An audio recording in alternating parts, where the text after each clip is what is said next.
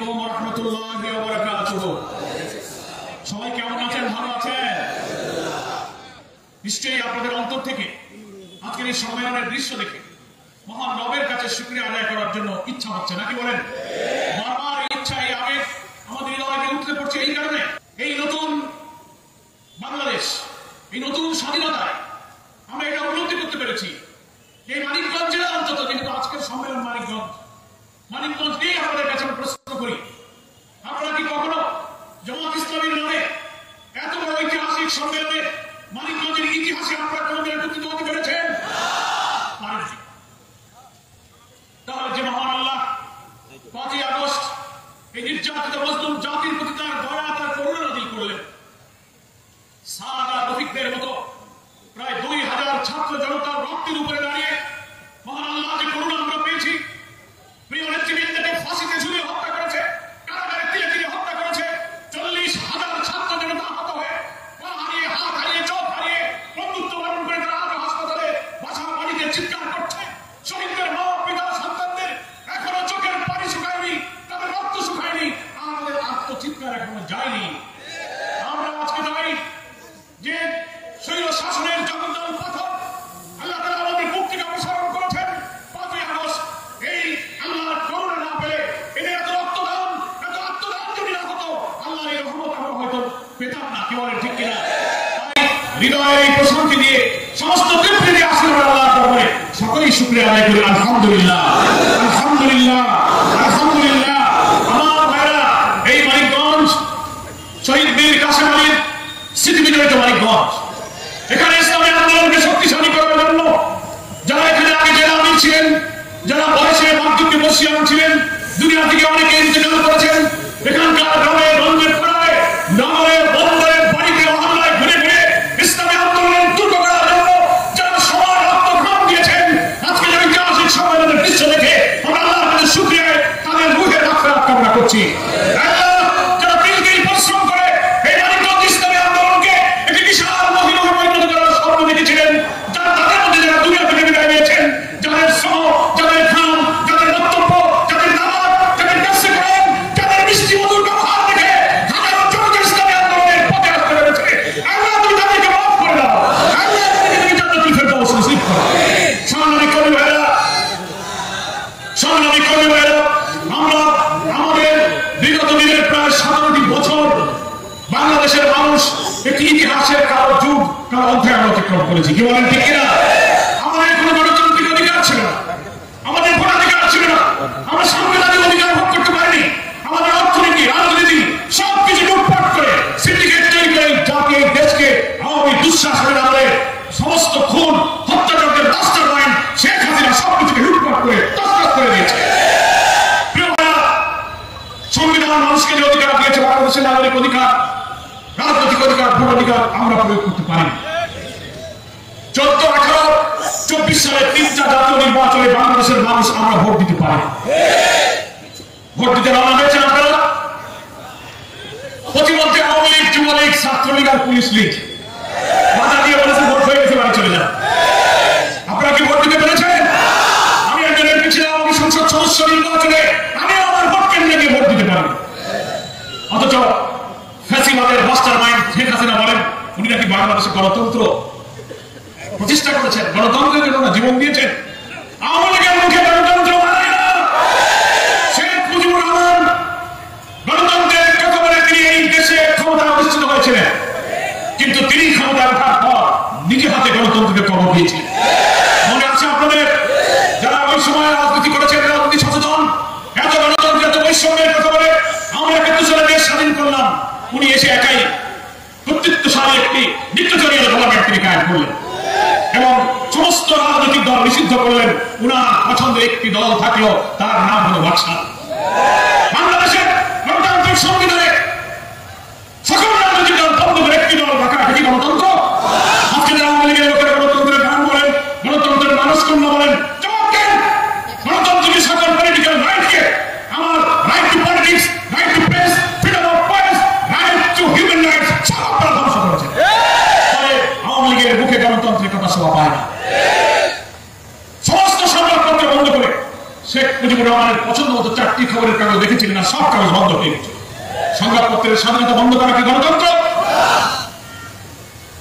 আপনারা চারিদিকে government system চালু করে নিজের পরিবার আত্মীয় স্বজনকে দিয়ে একটা রাষ্ট্রীয় সিন্ডিকেট তৈরি করে এই রাষ্ট্রকে আপনার পৈতৃক সম্পত্তি মনে করে আপনারা এই রাষ্ট্রের রাজা হতে চেয়েছিলেন, হয়নি। আপনি গণতন্ত্রের সিঁড়ি দিয়ে ক্ষমতায় উঠলেন, কিন্তু ওঠার পরে সেই সিঁড়ি দিয়ে প্রতি 5 বছর পর পার্লামেন্টের ডেমোক্রেসিতে সরকার পরিবর্তনের যে সুযোগ ছিল, জনগণের মতামত দিয়ে জনগণ যাদেরকে চাবে তারা ক্ষমতায় যাবে, আর যাদেরকে চাবে না তারা ক্ষমতায় নামবে, নতুন লোক ক্ষমতায় যাবে। এটাই তো পার্লামেন্টের ডেমোক্রেসি, এটাই তো বিউটি অফ ডেমোক্রেসি, এটাই তো গণতন্ত্রের সৌন্দর্য। শেখ মুজিব গণতন্ত্র গেলেন, সিঁড়ি দিয়ে উঠলেন ঠিকই, ভোটের কথা বলে গণতন্ত্রের নিয়মিত ক্ষমতা সিঁড়িতে উঠলেন, উঠে বাক্সাল কায়েম করে সংবাদপত্র বন্ধ করে যে সিঁড়িতে উঠলেন গণতন্ত্রের সিঁড়িটা উনি ফেলে দিলেন। মানে সিঁড়িটা ফেলে দিয়ে ওনারা নামার কোনো পথ থাকে না, নামবেন কি করে? মানে যেহেতু সিঁড়ি নাই নামা গেল না, উনি ধপাস করে পড়ে গেলেন। তাহলে আপনাদের কিসের গণতন্ত্র? তার কন্যা উনি মনে করেন খুব বিচক্ষণ পিতার কন্যা, উনি এসে আমার গণতন্ত্রের মানুষ কন্যা সাধলেন। সকল বিরোধী রাজনৈতিক দলের সভা মিটিং মিছিল সবকিছু উনি বন্ধ করে দিলেন। 2-3 জন আমরা ড্রয়িং রুমে বসে যদি চা খাই গল্প করি, পুলিশ এসে ধরে নিয়ে যাবে আর বলবে যে আপনারা নাশকতা ষড়যন্ত্র করতেছেন। কি আজব দেশ! মিথ্যা মামলা সারা দুনিয়ায় কখনো শোনা যায়নি। গায়েবী মামলা নামের একটা মামলা আছে, গায়েবী মামলা। মিথ্যা মামলা আমরা অনেক শুনেছি, যেটা ঘটনা ঘটেছে তার মধ্যে মিথ্যা কথা নিয়ে মামলা করেছে, এটাকে বলে মিথ্যা মামলা। গায়েবী মামলার ব্যাখ্যা কি? হঠাৎ ডেফিনিশন অফ গায়েবী মামলা। গায়েবী মামলার ব্যাখ্যা হলো কোনো ঘটনা ঘটে নাই, তেমনি সাজায় মামলা থেকে। কথা বুঝেছেন? এই দেশ, এই জুডিশিয়াল, এই বিচার বিভাগের স্বাধীনতার নাম হচ্ছে গায়েবী মামলা। এটাই নাকি আওয়ামী লীগ।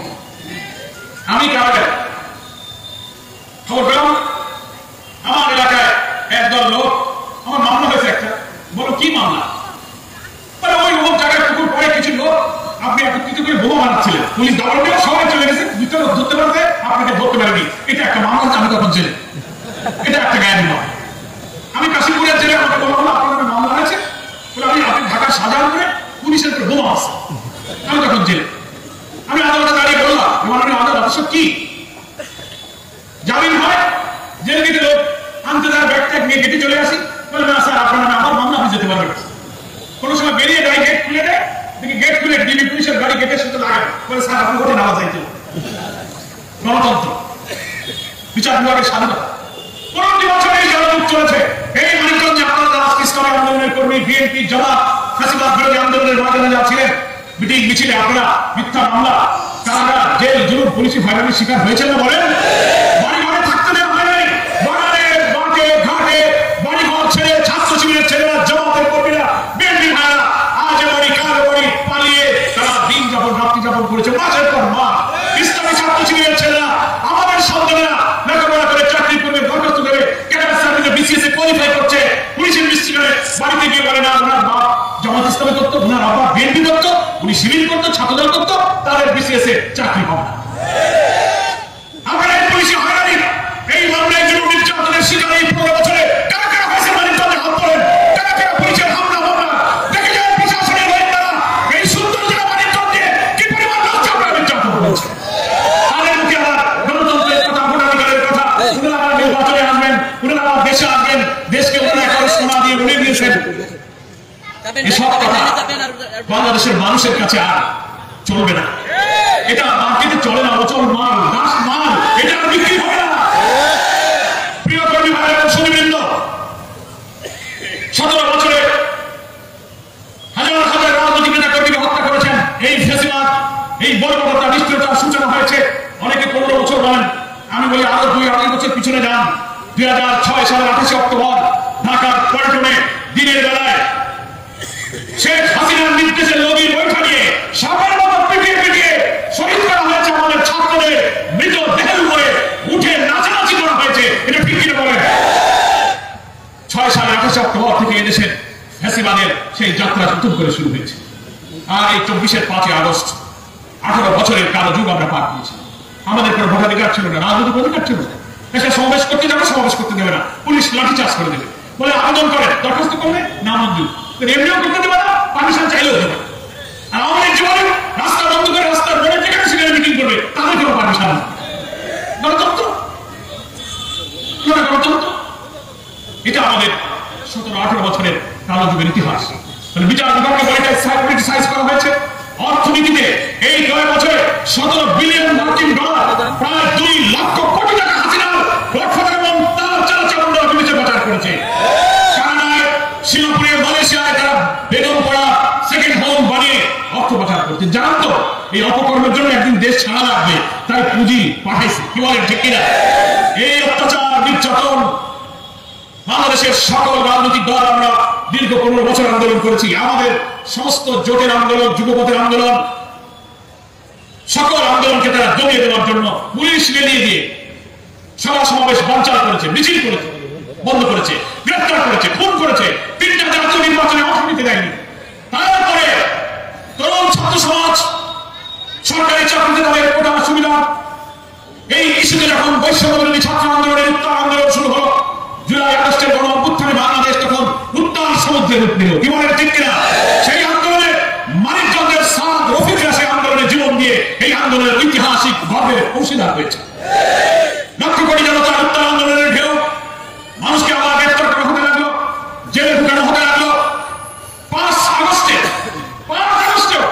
শেখ হাসিনা পুলিশের নির্দেশ দিয়ে ছাত্র জনতাদের গুলি করে সারা আশুলিয়া বিভিন্ন জায়গায় মৃতদেহ আগুন দিয়ে জ্বালিয়ে পুড়িয়ে লাশকে ছাই করে দিয়েছে। হেলিকপ্টার চালিয়ে দুনিয়ার কোন ফ্যাসিস্ট, কোন নাৎসি হিটলারের ইতিহাস আমরা পড়েছি, অনেক পতিত ফ্যাসিস্টের জীবনী পড়েছি, কিন্তু দেশের মানুষকে হেলিকপ্টার চালিয়ে উপর থেকে গুলি করে শিশুদের হত্যা করে, নারীদের হত্যা করে, এই বর্বরতা আমরা পৃথিবীতে দেখিনি। শেখ হাসিনা তাও করেছে।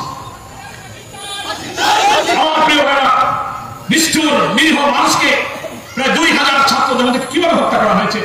আমাদের প্রিয় আমির জামাত, বাংলাদেশ জামাত ইসলামের সংগ্রামী আমির, বাংলাদেশের রাজনৈতিক নেতৃবৃন্দের সবচেয়ে আলোচিত, সবচেয়ে রঞ্জিত, সবচেয়ে মানবিক নেতা হচ্ছেন ডাক্তার শফিকুর রহমান। এই হত্যাকাণ্ডের পর তিনি আমাদের নির্দেশ দিয়েছিলেন প্রায় 2000 এই নিহত ছাত্র জনতার বাড়িতে আপনারা চলে যাবেন, তাদের পরিবারকে সহানুভূতি সহযোগিতা জানাবেন, সকল আহতদের চিকিৎসার জন্য আপনারা সাধ্যমতো চেষ্টা করুন। আমরা সারা দেশে, আমি যে জামাত সহ ছড়িয়ে পড়েছিলাম, শহীদদের বাড়িতে বাড়িতে গিয়েছি, একজন শহীদের বাড়িতে যখন গিয়েছি হাজার হাজার লোক সেখানে জড়ো হয়েছে। কি বলেন ঠিক কিনা? আমরা এই ফ্যাসিবাদের মুখোশ উন্মোচন করেছি। জামাত ইসলামের মানবিক আদর্শ, আমাদের সমাজ কল্যাণের সোশ্যাল ওয়েলফেয়ার, ইসলামের সৌন্দর্য, বিউটি অফ ইসলাম, দেশবাসীর কোটি মানুষের কাছে জামাত ইসলামী 5 আগস্টের বিপ্লবের পর আমরা টেকনাফ থেকে তেতুলিয়া, রূপসা থেকে পাথুরিয়া আমরা জামাতের আলোচনা তুলে ধরার চেষ্টা করেছি। দেশের মানুষ গণজোয়ারের মধ্যে এখন জামাত ইসলামী সম্পর্কে জানতে চায়। জামাতের প্রতি মানুষের দৃষ্টি আকৃষ্ট হয়েছে। জামাত কোন মানবীয় আদর্শ নিয়ে কাজ করে না। আমাকে সাংবাদিকরা কালকে প্রশ্ন করেছে যে সবাই বলে এই দেশে আপনাদের খুব প্রভাব পড়ে গেছে, সরকার প্রশাসন নাকি আপনাদের কোথায় চলে, এত মানুষ আপনাদের দিকে আসছে কেন? আমি জবাব দিয়েছিল, এখানে আমাদের কোনো কৃতিত্ব নেই। এই 15-16টা বছর ফাঁসিবাদের জুলুমের শিকার হয়ে আমরা দেশের মানুষের কাছে পৌঁছাতে পারিনি, ইসলামের সুহার আদর্শ আমরা তুলে ধরতে পারিনি। 5 আগস্টের পর বাংলাদেশের গ্রামে গঞ্জে শহরে নগরে প্রান্তরে জামাত শিবিরের নেতৃবৃন্দ জনগণের কাছে ছুটে যেতে পারছি। তাদের দুঃখ কষ্ট ভালো মন্দ, ইসলামের সমাধান দাওয়াত, ইসলামের সামাজিক উন্নয়ন, সমাজ কল্যাণ, ধর্ম বর্ণ নির্বিশেষে ইসলাম মানুষের যে কল্যাণের কথা বলেছে, ইসলামের যে সৌন্দর্যের কথা আমরা তুলে ধরার সুযোগ পাচ্ছি। মানুষ আমাদের কর্মীদের, নেতাদের চরিত্র, আচরণ, স্বভাব, জীবন দেখে এখন আকৃষ্ট হচ্ছে। এটা আমাদের দেখে নয়, ইসলামকে দেখে আকৃষ্ট হচ্ছে। এর কৃতিত্ব জামাত ইসলামী নয়, এর কৃতিত্ব হচ্ছে ইসলাম, যার কাছ থেকে আমরা পেয়েছি সেই মহান রব আল্লাহ রাব্বুল আলামিনের শুকরিয়া, তারই কৃতিত্ব। ইসলাম যারা কবুল করবে, দুনিয়ার মানুষ তার দিকে মুক্তির ঠিকানা খুঁজে পাবে। এটাই হচ্ছে জামাতের প্রতি জনমত, জামাতের প্রতি জনসমর্থন, জামাতের প্রতি জনপ্রতিনিধির একমাত্র কারণ। নাকি বলেন ঠিক কিনা? আমার প্রিয় ভাইরা, জুলাই আগস্টের সেই ছাত্র অভ্যুত্থানে এত মানুষ রক্ত দিল। আমি তো অনেক শহীদের বাড়িতে গিয়েছি, শহীদদের স্ত্রী এবং সন্তান মায়েদের কথা শুনলে অস্ত্রসিক্ত হতে হয়, কোনো জবাব নেই। গুলি করেছে মাথায়, অবস্থা বেরিয়ে গেছে। পরিবারে আয়ের কোনো লোক নেই, বিশ্ববিদ্যালয়ের ছাত্র, রিক্সা চালাতো, নিশ্চয় সব বড় বড় কোনো ঘটনায় জুলাই আগস্টের বিপ্লবের সময় হচ্ছে। এত রক্ত, এত শাহাদাতের বিনিময়ে আজকে আমরা যে নতুন বাংলাদেশ উপহার পেয়েছি, সেই বাংলাদেশ উপহার দেওয়ার পেছনে এই হাজার হাজার ছাত্র জনতা একটা রক্ত ঋণ আমাদের কাছে রেখে গেছে, কি বলেন ঠিক কিনা? সেই রক্তের ঋণ আমাদের শোধ করতে হবে, আমাদের এই ঋণ আমরা শুক্রিয়া আদায় করতে হবে। আমরা তো কখনো কল্পনা করিনি এই 17-18 বছরে শেখ হাসিনার যে বর্বরতা, যে নিষ্ঠুরতা, এখানকার মানবতার যে রক্তক্ষরণ হয়েছে, নির্যাতন জড়িত বিরোধী রাজনৈতিক দলের কর্মী, জামাত ইসলামী, ইসলামী ছাত্র শিবির, আলেম, ওলামা, পীর, মাশায়েখ, ইসলামিক স্কলার, কাউকে রক্ষা করা হয়নি, সকলকে গ্রেফতার করে কারাগারে পাঠানো হয়েছে। আল্লাহ দরবারে সিজদা অবনত হয়ে দেশের লক্ষ লক্ষ আল্লাহ লোকেরা চোখের পানি ফেলেছে, কত মা কেঁদেছে, কত স্ত্রী কেঁদেছে, কত সন্তান পিতার জন্য চোখের পানি ফেলেছে। আমরা জানি না আল্লাহ তাআলার কাছে কার দোয়া কবুল হয়েছে। মাওলানা মুফতি নওয়াজ নিজামী, আলী হাসান মোহাম্মদ মুজাহিদ, কামরুজ্জামান আব্দুল কাদের মোল্লার কাছে বাড়ি কারাগারে তাদেরকে নিরাপরাধ যেসব অভিযোগে তাদেরকে ফাঁসি দেওয়া হয়েছে, একটা অপরাধের সাথে তাদের সম্পর্ক ছিল না। মিথ্যা মামলা, মিথ্যা এজাহার, মিথ্যা বাদী, মিথ্যা বিচারক, মিথ্যা ট্রাইব্যুনাল, মিথ্যা সাক্ষী বানিয়ে অন্যায়ভাবে তাদেরকে জুডিশিয়াল কিলিং করা হয়েছে। অধ্যাপক গোলাম আজম রাহিমাহুল্লাহ, শাইখুল হাদিস আবুল কালাম মোহাম্মদ ইউসুফ রাহিমাহুল্লাহ, মাওলানা আব্দুস সামাদ রাহিমাহুল্লাহ, সাবেক এমপি আব্দুল খালেক মন্ডল রাহিমাহুল্লাহ, অধ্যাপক নাজির আহমদ রাহিমাহুল্লাহ, কত বিবরণীদেরকে কারাগারে আটকে তিলে তিলে তাদেরকে হত্যা করা হয়েছে। আল্লাহ তাআলা তাদের শাহাদাত, তাদের ইখলাস, তাদের পুত পবিত্র নেক জীবন আল্লাহর কাছে পছন্দ হয়েছে আমরা জানি না, কিন্তু 18 কোটি মানুষের জন্য, মুসলিম উম্মার জন্য আল্লাহর ক্ষমা, আল্লাহর দয়া আমরা দেখেছি 5ই আগস্ট 2024 সালে। আমি তখন কারাগারে ছিলাম। এই আন্দোলনের মধ্যে আমাকে আমার বাসা থেকে, মায়ের কাছ থেকে আমাকে তুলে নিয়ে যাওয়া হয়। আমার মা চোখের পানি ফেলে কাঁদছিল। পুলিশকে বলছিলেন কিছুদিন আগে ছেলেটা জেল থেকে আসলো, আমরা এখন কেন পাঠিয়ে যাচ্ছি, আমার ছেলে কি দোষ? তারা নিয়ে গেল। আমি মাকে যাওয়ার সময় দাঁড়িয়ে চুপি দিয়ে বলেছিলাম, মা এবার হঠাৎ দেরি হবে না, তুমি আমার জন্য দোয়া করো। আমি কারাগারে গিয়েছি, শুনতে পাচ্ছি 3-4-5 আগস্ট রাজধানী ঢাকা সহ সারা বাংলাদেশ আন্দোলন উত্তাল আন্দোলন চলছে। কারণ কি জমাদার সুবেদার নতুন বন্দীর কাছে জিজ্ঞাসা করি বাইরে কি হচ্ছে। 5 আগস্ট দুপুরের দিকে খবর পেলাম সেনাপ্রধান জাতির উদ্দেশ্যে ভাষণ দেবে।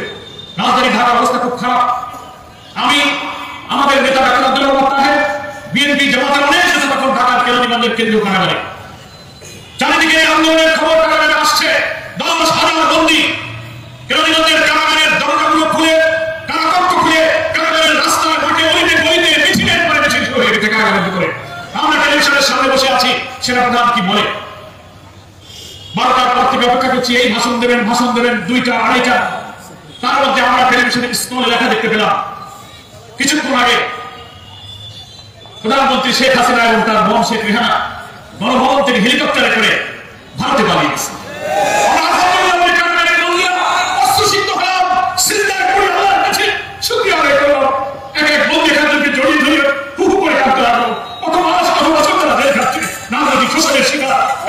চোখে পানি আর মুখে মুক্তি উচ্ছল হাসি। আলহামদুলিল্লাহ বলে আমরা কিছুক্ষণ পরেই কারাগারের জেল সুপার ডেপুটি জেলারকে বললাম, আমাদের কাছে আপনার টেলিফোন নিয়ে আসেন, আমরা এখন বাইরে যোগাযোগ করবো। তাদের তো টেলিফোন না দিয়ে উপায় নেই, জেলের নিয়ন্ত্রণ তখন আমাদের হাতে। আলহামদুলিল্লাহ ওদের মাস্টার মাইন্ড তো বিদায় হয়ে গেছে, কি বলেন, যেখানকার মানুষ সেখানে চলে গেছে, কি বলেন ঠিক কিনা? দেখি সুপার জেলা 8টা-9টা টেলিফোন নিয়ে দৌড়ে চলে এসে আমাদের কাছে, 7 টেলিফোন করে। আমরা পরিবারের সঙ্গে, সংগঠনের সঙ্গে, বিএনপি জামাত নেতৃবৃন্দ ফোন করতে লাগলাম। প্রথম ফোন করলাম আমি আমার মাকে, যে মা চোখের পানি ফিরে আমাকে বিদায় দিয়েছিল। মাকে আমি সান্ত্বনা দিচ্ছিলাম, মা কি অবস্থা বাইরে। বলে বাবা, লোকেরা আমাকে সান্ত্বনা দিতে আসছিল, আমি তাদেরকে বলেছি যে আমার ছেলেকে ধরে নিয়ে গেছে এই বাংলাদেশ, আমার স্বাধীন হবে, এরপর আমি আমার ছেলেকে নিয়ে খুলনায় ফিরে যাবো। ঠিকই মাকে আমাকে এই কথা টেলিফোনে বললে আমার পাশে অনেক বিএনপি নেতারা ছিল। দেখেন আমার গ্রামের স্বল্প শিক্ষিত মমতাময়ী মা আমার কার প্রতি বোঝে না, তার ফিলিংসটা কি, সে বলছে আমার ছেলে বের হবে, এই দেশ আমার স্বাধীন হবে। এটা আমার মায়ের মনের মধ্যে কথা বলেছে।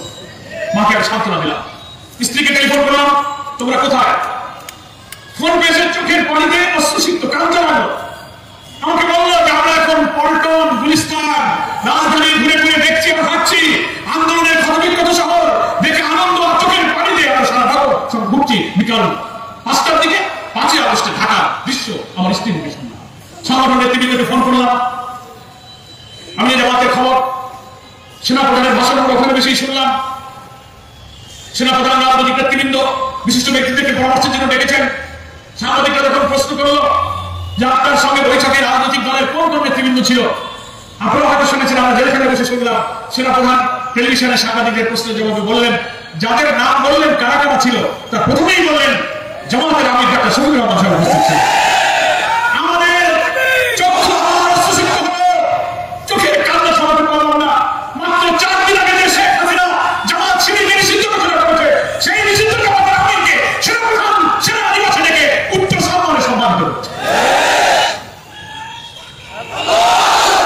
সেই দিনেই আমি জামাত রাষ্ট্রপতি আমন্ত্রণে বঙ্গভবনে গিয়েছেন, সরকার গঠনের জন্য প্রধান উপদেষ্টা আহ্বানে গিয়েছেন। 4 দিন আগে আওয়ামী লীগের খুনির মাস্টার মাইন্ড শেখ হাসিনা যে জামাত শিবিরকে নিষিদ্ধ করেছিল, মহান আল্লাহর ইচ্ছা, হাসিনা চেয়েছিল জামাত শিবিরকে চিরতরে নিশ্চিন্ন করে দেবে সন্ত্রাসের ধোয়া তুলে, কিন্তু না, হাসিনার ইচ্ছা পূরণ হয়নি। আল্লাহ কোরআনে বলেছেন, ওয়া মা তাশাউনা ইল্লা আইয়াশা আল্লাহু রাব্বুল আলামিন, তোমাদের কোনো ইচ্ছা পূরণ হয় না যতক্ষণ আল্লাহ তাআলা ইচ্ছা না করেন। আল্লাহ ইচ্ছা করেছেন জামাতকে সম্মানের উচ্চ আকাশে উন্নীত করবেন, আর তুমি নিশ্চিত হয়ে দেশ ছেড়ে চলে যাবে। 4 দিনের মধ্যে আল্লাহ তাই আমাদেরকে দেখেন, আলহামদুলিল্লাহ। গুম হয়ে যাওয়া আমাদের ভাইদেরকে আমরা ফেরত পেতে লাগলাম। আমি টেলিফোন করে কেন্দ্র নেতাদের বললাম, আমরা 15 বছর জামাতের অফিস খুলতে পারি না, মহাপ্রধানের কেন্দ্র অফিসটা আপনারা খুলে দেন, এখনই আপনার অফিসে যান। আমাকে বলা হলো, আমাদের জামাত বঙ্গভবনে গিয়েছেন, তিনি নির্দেশ দিয়েছেন বঙ্গভবন থেকে ফিরে রাত 9টায় এই অফিস খোলা হবে, এই অফিসে নির্বাহী পরিষদের বৈঠক হবে। আলহামদুলিল্লাহ, আমাদের ভেতরের চিন্তার সাথে আমাদের জামাতের চিন্তা মিল হয়ে গেল, আমরা অফিস খুলতে পারলাম।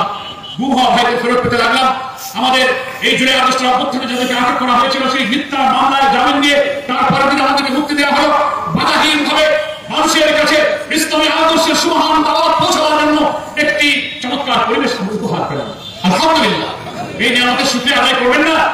এই রফিক সামাদ সহ হাজার ছাত্র জনতার রক্তের উপরে দাঁড়িয়ে আমরা আজকে মুক্তির সেই উচ্ছ্বাস, সেই আনন্দ, সেই স্বাদ উপভোগ করছি। এই স্বাধীনতা, এই রক্তদান, এই নতুন বাংলাদেশের বিজয়ের অংশীদার হচ্ছে এই সুবিধা। এরা রক্ত দিয়ে এদের মাকে, পিতাকে, সন্তানকে, স্ত্রীকে চোখের পানিতে ভাসিয়ে এরা চলে গেছে বিজয়, তারা দেখে যেতে পারেনি। আমাদেরকে একটা বিরাট ঋণে আবদ্ধ করে রেখে গেছে, এদের রক্তের ঋণ আমাদেরকে শোধ করতে হবে। সেই রক্তের ঋণ কি?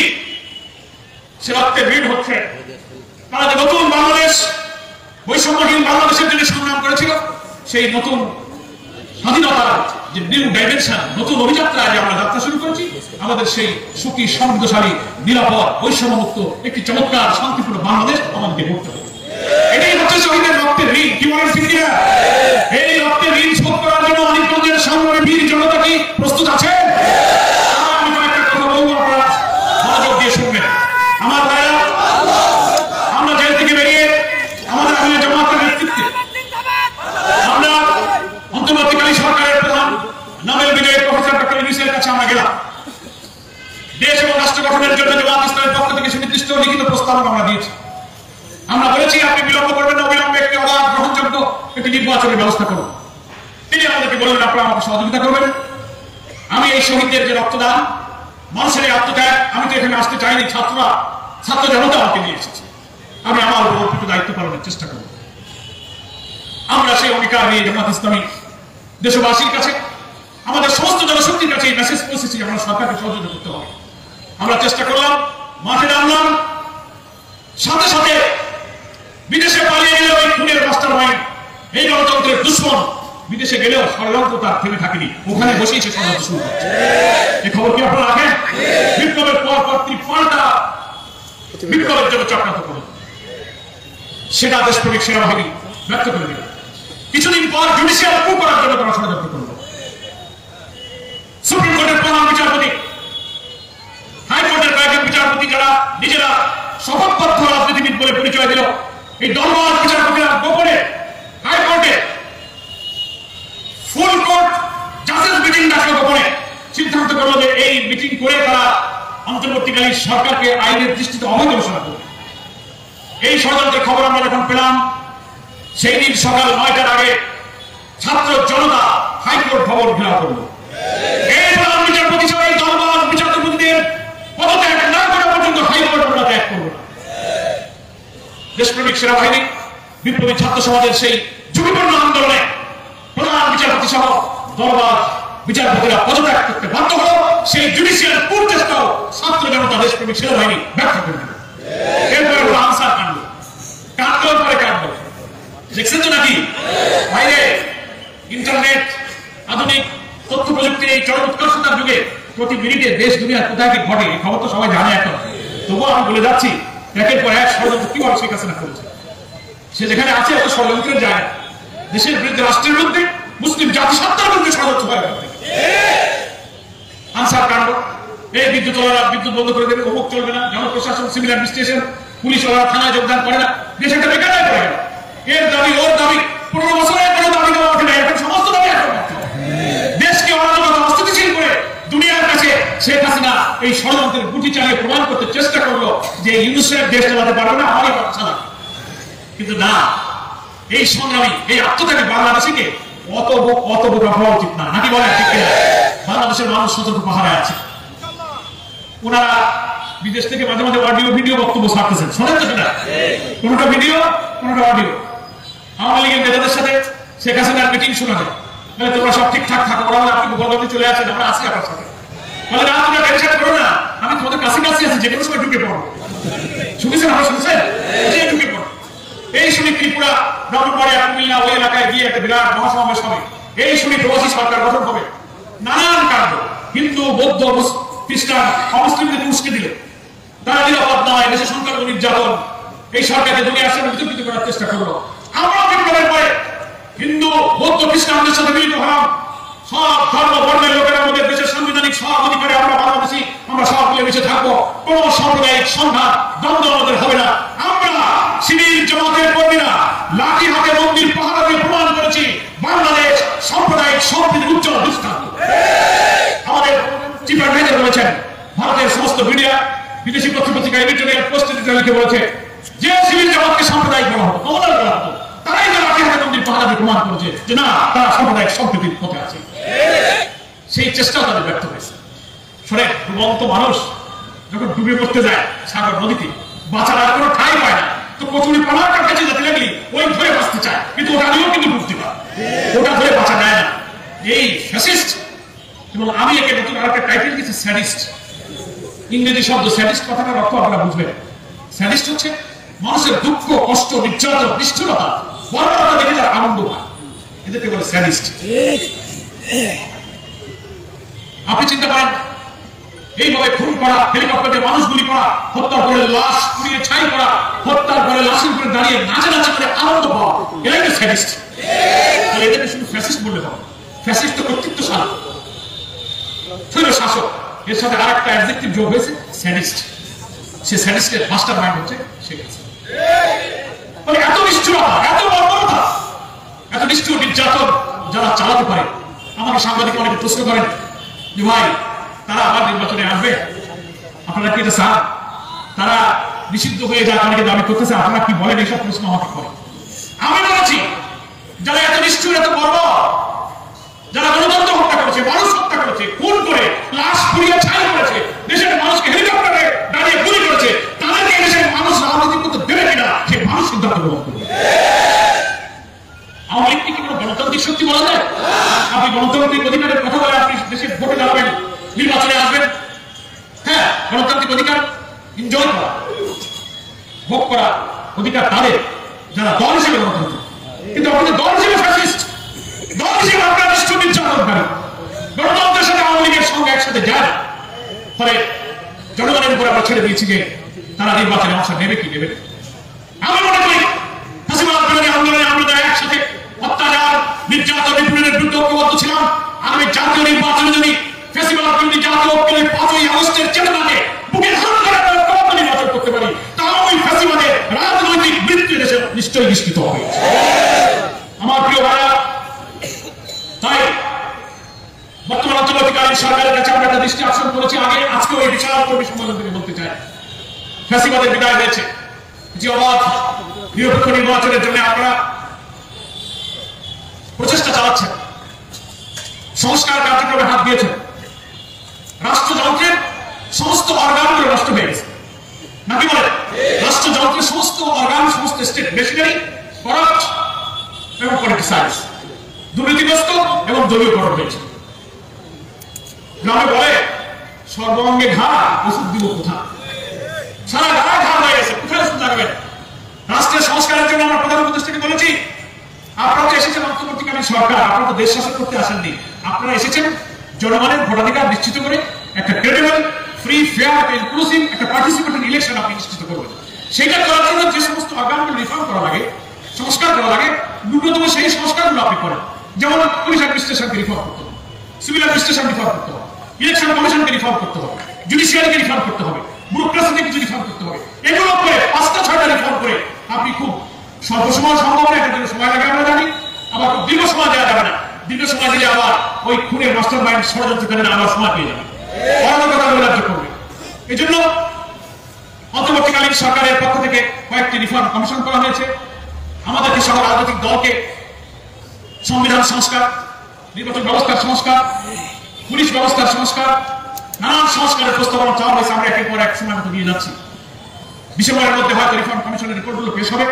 আমরা আশা করি ডিসেম্বরের পর সংস্কার কাজ দ্রুত সম্পন্ন করে একটি নির্বাচনের রোডম্যাপ আপনাকে ঘোষণা করতে হবে।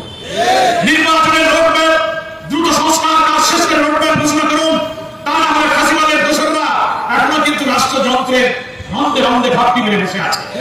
আছে কিনা মানে আমরা যখন সচিবালয়ে যাই, DC, SP, UNO, OC, SI, কোর্টে যারা বিচারকদের কাছে ম্যাজিস্ট্রেট, জজ, জাস্টিস, অনেকের সাথে কথা বলে বোঝা যায় তাদের কথা থেকে ফাঁসিবাদের গন্ধ বেরোয়। এখন এই প্রশাসন এদেরকে ওখানে রাখবেন, আর এইভাবে আদালতে নির্বাচন দিলে ও তো সেই 14-18-24 সালে তো নির্বাচন হবে। কি বলে ঠিক কিনা? সাংবাদিকরা বলে আপনারা যে বলছেন যে যৌক্তিক সময়ের মধ্যেই নির্বাচন চাই, সেই যৌক্তিক সময়ের ব্যাখ্যা আমরা যে ব্যাখ্যা দিয়েছি, কোন মাস 3 ঘন্টা আমরা বেঁধে দিচ্ছি না। এই কারণে যে সংস্কারগুলো সুষ্ঠু নির্বাচনের জন্য প্রয়োজন হবে সেটা করতে কতটুকু সময় লাগবে, সরকারের যে জনবল, রিফর্ম কমিশনগুলো, তার স্টেক হোল্ডার, যারা পলিটিক্যাল পার্টি, সিভিল সোসাইটিকে তারা চেয়েছেন পরামর্শ দিয়ে কাজটা করতে, তো একটা সময় লাগবে, কিছু টেক টাইম, একটু সময় লাগবে। সেই সময়টা আমাদেরকে দিতে হবে।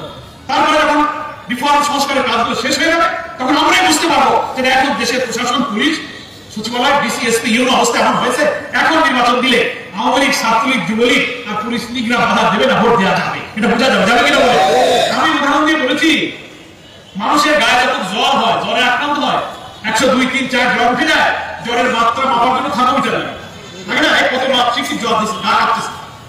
কিন্তু জ্বর যখন চলে যায় তখন অনেকে বলে যে দেখি তোর হাত ধরে দেখি, আর থার্মোমিটার লাগে না। জ্বর চলে গেলে হাত ধরলেও বোঝা যায় যে জ্বর আর নাই, তখন থার্মোমিটার লাগে না। তখন বলা যায় না তোর জ্বর নাই, তুই গোসল কর, ভাত খাওয়া। আমার কথা বুঝতে পারছেন তো? প্রশাসনের যন্ত্রের জ্বর যখন চলে যাবে, আমার দেশের কোটি কোটি মানুষ, আমার বৃদ্ধ, গরিবা, পেশাজীবী, শ্রমিক, মেহনতি জনতা, মা বোনেরা বুঝবে যে না, দেশের রাষ্ট্রযন্ত্রের গায়ে যে জ্বর ছিল, জ্বরটা কমে গেছে, এখন গোসল করে ভাত খাওয়া যায়। এটা সংস্কার কাজটা কত দ্রুত করবেন তার উপরে নির্ভর করবে আবার নিরপেক্ষ নির্বাচনের জন্য প্রশাসনকে উপযুক্ত হলো কিনা। আপনি যদি এটা না করে অনেকে নির্বাচনের জন্য ব্যস্ত হয়ে গেছে, তারা বলতে তাড়াতাড়ি ভোট দাও, তাড়াতাড়ি ভোট দাও, আর বাবা এইসব দেখে যদি আপনি ভোট দেন তাহলে আবার সেই 14-18-24 দশা হবে। কি বলেন ঠিক কিনা? এই জন্য সাংবাদিকদের আমি বলেছি যে এটা কোনো দিন, মাস, ঘন্টা বেঁধে দেওয়া যাবে না।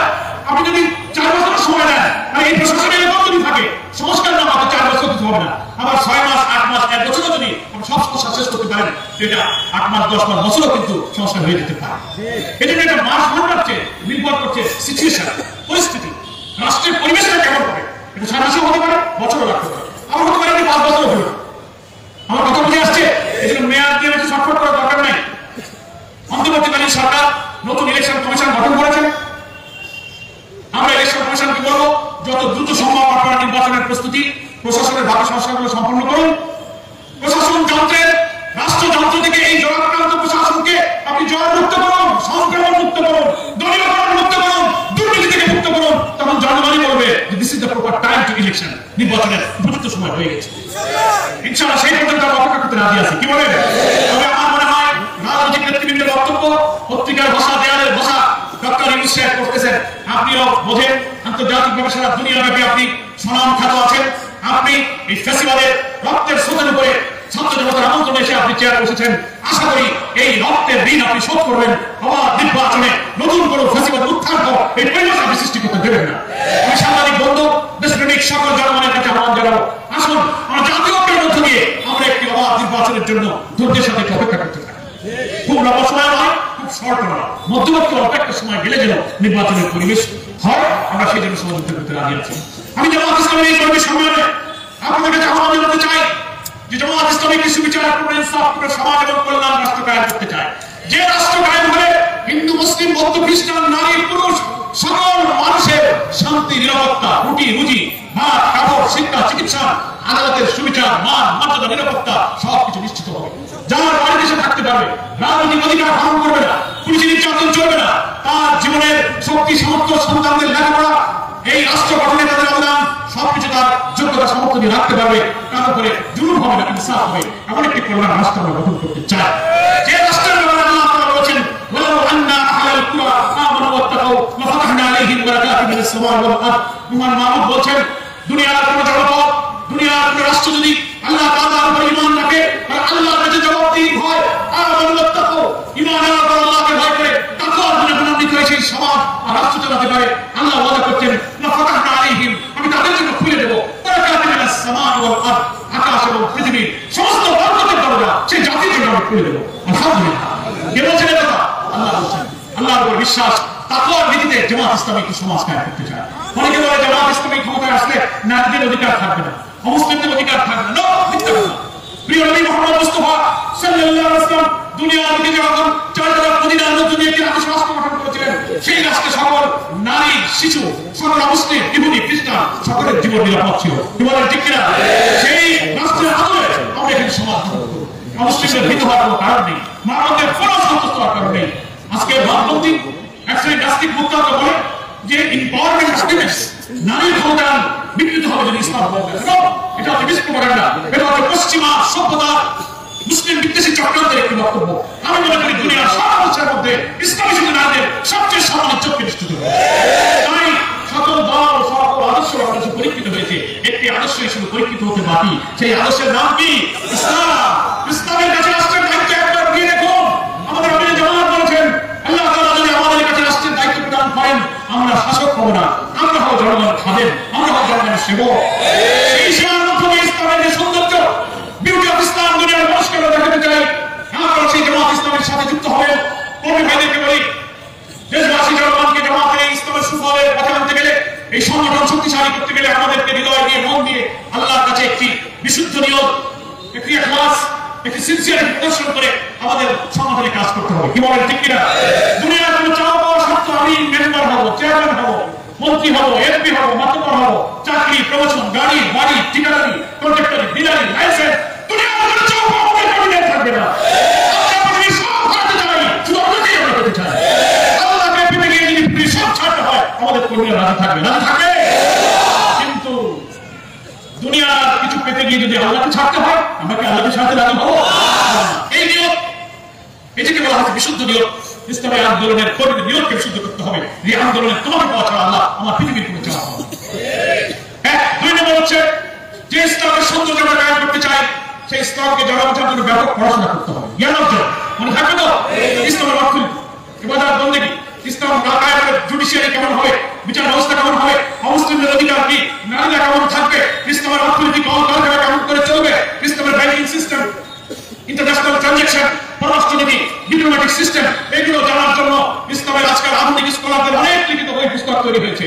ইন্টারনেট, অনলাইনে আপনারা পাবেন। সকল কর্মীদের জ্ঞানের রাজ্য বিকশিত হয়ে দুনিয়াতে জ্ঞানের আলো আলোকিত করতে হবে ইসলামী আন্দোলনের কর্মীদের। এটা হচ্ছে আজকের এই সম্মেলনের কর্মীদের এই ডিটারমিনেশনের প্রত্যয় নিয়ে যেতে হবে। সর্বশেষ কথা হলো এই বিশুদ্ধ নিয়ত আর জ্ঞানের রাজ্যে প্রতিদিন কোরআন, হাদিস, সাহিত্য পড়া, দাওয়াতি কাজ করা, এবাদত, বন্দেগীতে মনোযোগ দিয়ে আমার যে চরিত্র তৈরি হবে, এই চরিত্র এবং কাজ এত সুন্দর হবে, এত মুআমালাত এমন ভাবে হবে, আমার প্রতিবেশী, সমাজ, আত্মীয় স্বজন, স্ত্রী, সন্তান, গ্রামবাসী, জেলাবাসী যাতে বুঝতে পারে এই জামাতের কর্মীরা ইসলামের যে বক্তব্য দেয়, ইসলামের যে সৌন্দর্যের কথা বলে, তার চরিত্র, তার পরিবার, তার লেনদেন, তার উঠা, তার চলাফেরা, তার আচরণের দিকে তাকালে ইসলামকে খুঁজে পাওয়া যায় নাকি বলেন?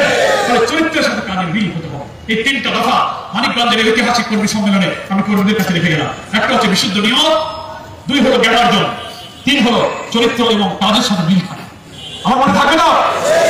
জাতীয় রাজনীতির কিছু কথা বলেছি, আর কর্মী সম্মেলনে কর্মীদের এই বিপ্লবকে সংহত করার জন্য, আন্দোলনের মানুষকে আন্দোলনে আকৃষ্ট করতে গেলে আমার নিয়তের মধ্যে বিশুদ্ধতা না থাকলে দুনিয়ার সবকিছুর বিনিময়ে আল্লাহকে যে চাই, আর সেই আল্লাহ বিধান সম্পর্কে আমি জানি, আমি পড়াশোনা করি, আর আমার চরিত্রে সেই ইসলামের স্থান দিয়ে জনগণকে আকৃষ্ট করতে পারি, এরকম কর্মী তৈরি না হলে জনগণ আমাদের দিকে আকৃষ্ট হবে না। কি বলেন ঠিক কিনা?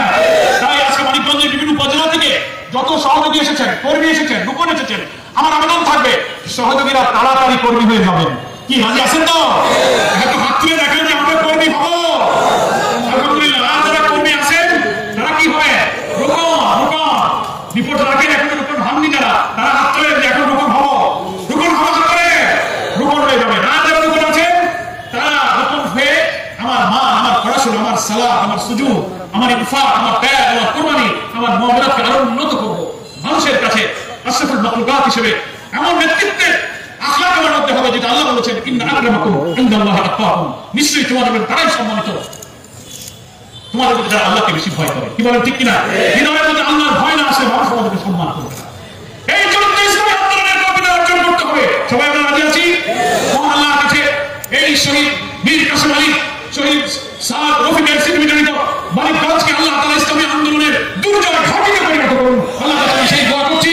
দূর দূরান্ত থেকে যারা এই সম্মেলনে এসেছেন, সম্মেলনকে ঐতিহাসিক আমি এই কারণে বলছি যে জেলা সাহেব বললেন আমাদের জীবনে প্রথম একটা বড় সম্মেলন করবো, জীবনে বড় সম্মেলন, তাই সেই সম্মেলনকে ঐতিহাসিক বলা লাগবে। শুধু বিশাল বললেই হবে না, এটা ঐতিহাসিক। কারণ মানিকগঞ্জের ইতিহাসে এমন সম্মেলন কোনোদিন হয়নি। বলেন আলহামদুলিল্লাহ। এই ঐতিহাসিক কর্মী সম্মেলনে যারা আসে তারাও তো ঐতিহাসিক কর্মী। এই ঐতিহাসিক কর্মীরা যে ওয়াদা করেছেন, সে ওয়াদাটা ঐতিহাসিক ওয়াদা করেছেন। এই আন্দোলনের ঘাঁটি যে মানিকগঞ্জকে গড়ে তুলবেন, আল্লাহ তাআলা এই মাটিকে ইসলামী আন্দোলনের দুর্জয় ঘাঁটিতে পরিণত করুন। আমাদের জীবনের পেছনের সমস্ত ভুল ত্রুটি গুনাহ খাতা ক্ষমা করুন। আর নতুন অর্জিত এই স্বাধীনতায়, নতুন বাংলাদেশ নির্মাণে আমাদেরকে আল্লাহ পাক সাহায্য করুন, তৌফিক দান করুন। ওমা তৌফিক ইল্লা বিল্লাহ। হাযা মা ইনদি ওয়াল ইলমু ইনদাল্লাহ।